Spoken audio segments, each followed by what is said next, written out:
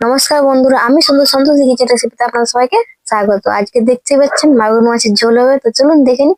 প্রথমে মাগুর মাছগুলো ভালো করে কেটে ধুয়ে নুন, হলুদ আর কাঁচা সরষের তেল মাখিয়ে নিচ্ছি। সুন্দরভাবে মাখিয়ে 10 মিনিট অবধি রেখে দেবো।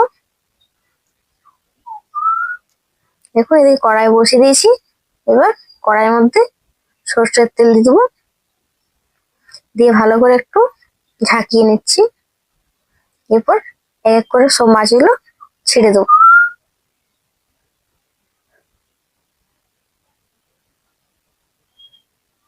দেখুন, সব মাছগুলো ছেড়ে এপাশ থেকে ওপাশ ভালো করে পাল্টে পাল্টে ভেজে নিতে হবে। আর মাছটা একটু কড়া করে ভাজতে হয়, কারণ মাগুর মাছ অনেকটাই নরম, কারণ কাটা ছাড়া মাছ হয় তো, তাই। দেখুন, এরপর মাথাটা লেজাটা বাকি ছিল সেগুলো ভেজে নিচ্ছি। দিয়ে আমি মশলাটা রেডি করে নিচ্ছি। দেখুন, মশলাটা রেডি হয়ে গেছে। আদা রসুনটা বেটে নিলাম। চলুন, ওই তেলের মধ্যে তেজপাতা, কুচানো পেঁয়াজ দিয়ে ভালো করে ভেজে নেবো লাল করে। এরপর আদা রসুনের পেস্টটা দিয়ে দেবো। 2 থেকে 3 মিনিট ভালো করে কষে নেবো সব দিয়ে।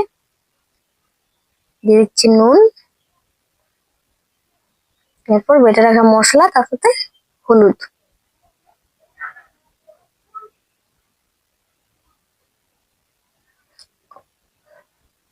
খুব সুন্দরভাবে কষে নিয়েছি। দেখুন, তেলও ছেড়ে দিলাম। 2 থেকে আড়াই কাপ জল ঝোলের জন্য। দেখুন, ঝোলটা ফুটে এসছে। এরপর কিছুটা মাছ আমি ভাজা তুলে রেখেছি, আর কিছুটা মাছ জলের মধ্যে দিয়ে দিলাম।